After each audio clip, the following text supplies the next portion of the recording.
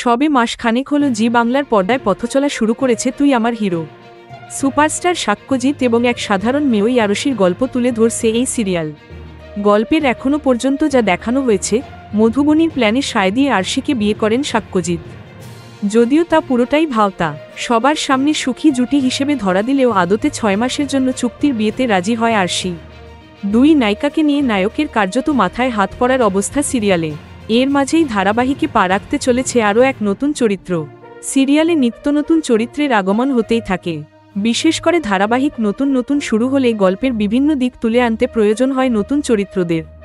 জানা যাচ্ছে, এবার তুই আমার হিরো ধারাবাহিকে সিরিয়াল এন্ট্রি নিতে চলেছে নতুন চরিত্র বৃষ্টি।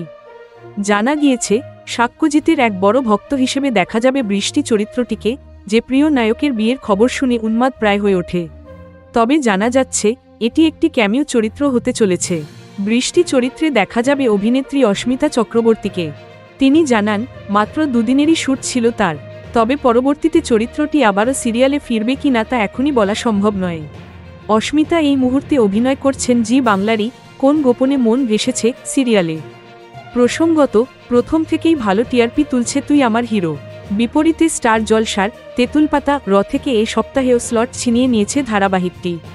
সদ্য শুরু হওয়ায় গল্প ধীরে ধীরে জমতে শুরু করেছে। আগামীতে সিরিয়ালটি আরও টিআরপি তুলবে বলেই আশা করে রয়েছেন দর্শকরা।